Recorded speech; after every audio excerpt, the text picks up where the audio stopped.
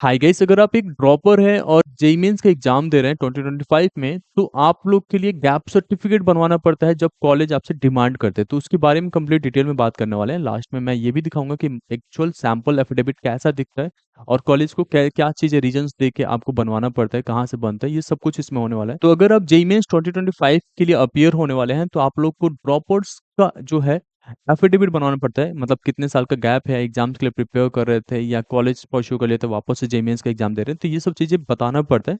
तब जाके आपको कॉलेज जो है अलाउ करता है कॉलेज में एडमिशन लेने के लिए। तो कब जरूरत पड़ता है वो समझ लेते हैं पहले। आप लोग को ये जरूरत पड़ता है कॉलेज एडमिशन के टाइम में, तो अभी कोई परेशानी होने की बात नहीं है और ये जो है विद इन अ वीक बन जाता है। बट मैं समझा दे रहा हूँ, इसको लेके टेंशन नहीं लेना है। बहुत सारे स्टूडेंट्स हमें कॉल मैसेजेस कर रहे थे कि सर ये कैसे कंप्लीट होगा। तो इसको लेके जो हमें लग रहा था कि आप लोगों के बीच में डाउट्स होगा, तो वो सब चीज़ें मैं समझाने वाला हूँ। तो कॉलेज के टाइम पे आप लोग को कॉलेज डिमांड करते हैं कि एक एफिडेविट दो कि ये पिछले जो एक साल ट्वेल्थ लेट्स से कि आपका 2023 में कंप्लीट हुआ होगा या 2024 में कंप्लीट होगा, इस बीच आप कहाँ थे। तो उसको डिक्लेयर करना पड़ता है कि मैं उस समय पे एंट्रेंस एग्जाम्स के लिए प्रिपेयर कर रहा था या इकोनॉमिकली वीकर था, क्लास से हूँ, तो मेरे पास पैसे नहीं थे कि कॉलेज स्टार्ट कर सकता था। तो ये सब चीज़ों के लिए ज़रूरत पड़ता है इसमें। तो ये कॉलेज के लिए खासकर ज़रूरत पड़ता है। जेईई मेंस के फॉर्म में कोई ज़रूरत नहीं है इसकी। फॉर्म फिलिंग के टाइम पे इसकी ज़रूरत होता ही नहीं है। कोई भी फॉर्म फिल कर सकता है, ठीक है।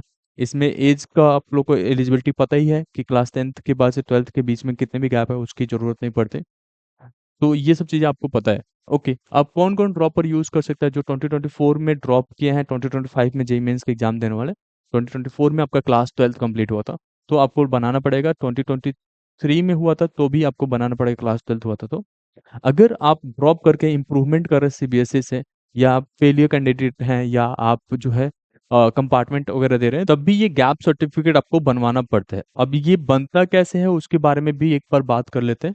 जैसे ये जो बनेगा, आपका कोई भी लोकल नोटरी रहता है जो 10 रुपये 50 रुपये के स्टैम्प पे बना दे या 100 रुपये के स्टैम्प पेपर पे बना दे, वहां से होता है। आप किसी भी लॉयर का भी हेल्प ले लेंगे, उनके पास सारा इसके लिए फॉर्मेट रहता है जिसमें बनाया जाता है। बट फॉर्मेट मैं आपको दिखा भी दूंगा किस तरीके से रहता है। और ये जो है कॉलेज से भी आप फॉर्मेट ले सकते हो, कॉलेज भी अपना अलग फॉर्मेट देता है, उस फॉर्मेट के बेसिस पे आप ये बनवा सकते हो एक नोटरी पे। ठीक है, इतना सा प्रोसेस रहता है और कुछ नहीं रहता है इसमें। अब इसमें रीजन क्या देना होता है उसको समझ लेते हैं। आपको सबसे पहला reason most of the students के लिए आप लोग का वर्कआउट करेगा, क्योंकि आप में से काफ़ी स्टूडेंट्स कोटा में होंगे या आप ऑनलाइन क्लासेस वगैरह ले रहे होंगे, एंट्रेंस एग्जाम्स के लिए प्रिपेयर कर रहे हैं। तो आपका नाम वगैरह सब आते हुए, इस ईयर में आप गैप है वो सब दिखाते हुए आना होता है। और उसमें लिखना होता है एक जगह पे, एंट्रेंस एग्जाम्स के लिए मैं प्रिपेयर कर रहा था, इसकी वजह से मैं गैप में था, इस साल मैं बैठा हुआ हूँ और एंट्रेंस एग्जाम्स के लिए तैयारी कर रहा था। कुछ स्टूडेंट्स के लिए इकोनॉमिकल कंडीशंस भी हो सकते हैं, तो वो मेंशन करना होता है।